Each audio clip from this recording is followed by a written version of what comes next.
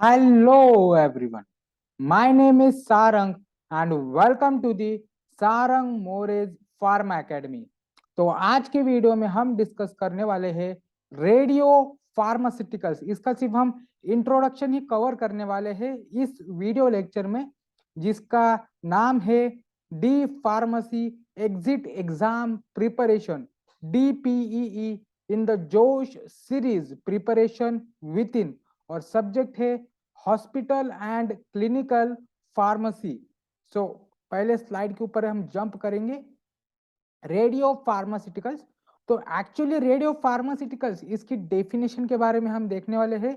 Radio active substances which emit radiations and are used in the field of medicines is known as radio pharmaceuticals. Sources of radio emissions for radiotherapy, example cancer, radioactive tracer for diagnosis of disease. तो radio active substances जिसका हम use medicine की field में करते हैं, उसी radio active substances को हम रेडियो फार्मास्यूटिकल्स कहते हैं। तो कैसे यूज करते हैं? For the diagnosis of disease और कैंसर के रेडियोथेरेपी के लिए भी हम रेडियो फार्मास्यूटिकल्स का यूज करते हैं। Next slide. आइसोटोप्स और आइसोबार्स ये एक्चुअली होते क्या है, इनके बारे में हम देखने वाले हैं। Isotopes atom of same element having same atomic number but different atomic mass number is known as isotopes. और उसके एग्जाम्पल्स है isotopes of hydrogen 1H1, 1H2 and 1H3। उसके बाद आइसोबार्स, तो atoms having of same element having same atomic mass number but different atomic number is known as isobars. तो isotopes में atomic number same रहता है पर mass number different रहता है किसी एक पर्टिकुलर एलिमेंट का, और आइसोबार्स में सेम एटॉमिक मास नंबर रहता है पर एटॉमिक नंबर डिफरेंट रहता है। एक ही एलिमेंट के डिफरेंट एटॉमिक नंबर होने के वजह से उस दोनों एलिमेंट को या फिर उस दोनों आयंस रेडिकल्स को हम आइसोबार्स बोलते हैं। उसके बाद next, storage and handling of radio pharmaceuticals.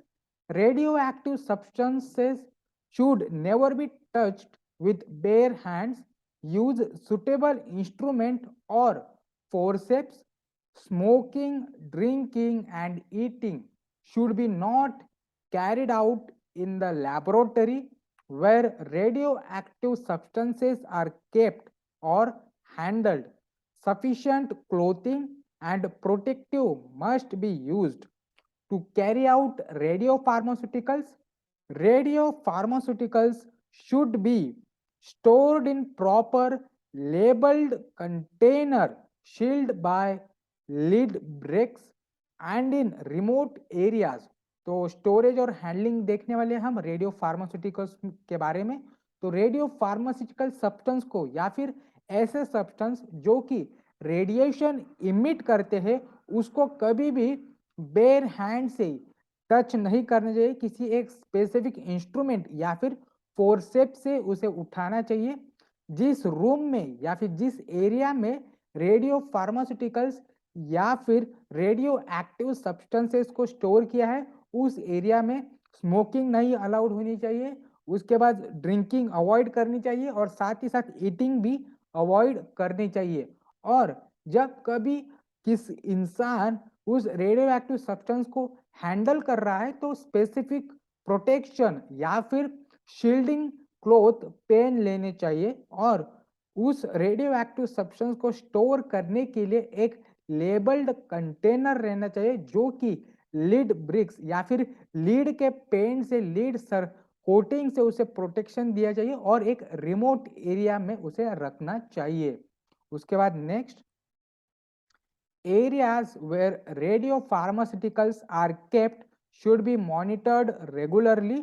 और साथ ही साथ ऐसी जो वेस्ट जिसमें रेडियो एक्टिव सब्सटेंसेस रहती है, मतलब बहुत सारे वेस्ट निकलती है जब हम रेडियो एक्टिव रिएक्शंस को परफॉर्म करते हैं, तो उसी वेस्ट को एक प्रॉपर डिस्पोजल भी करना चाहिए। उसके बाद नेक्स्ट, तो ये जो साइंस है, तो जिस एरिया में रेडियो एक्टिव सब्सटेंस या फिर रेडियो फार्मास्यूटिकल्स को स्टोर किया है उसमें ईटिंग अलाउड नहीं होनी चाहिए, उसको बेयर हैंड से टच नहीं करना चाहिए, किसी स्पेसिफिक इंस्ट्रूमेंट को या फिर फोर्सेप के मदद से उसको टच करना चाहिए या फिर उसको कैरी आउट करना चाहिए।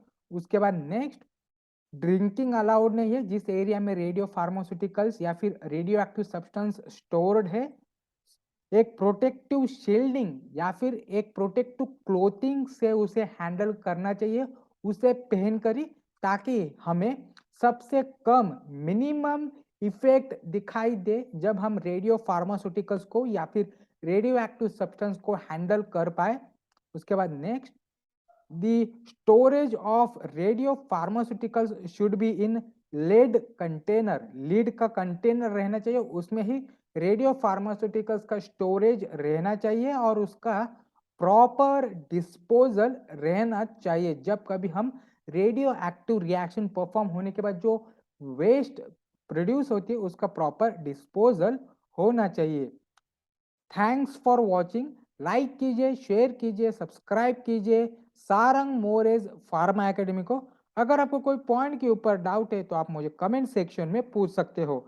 अगर आपको ब्लॉगिंग या फिर ब्लॉग के ऊपर बहुत ही इजी लैंग्वेज में आर्टिकल चाहिए तो आप मेरे ब्लॉग पेज पे सर्च कर सकते हो जिसका नाम है www.pharmamilestoneblogs.blogspot.com। Thank you.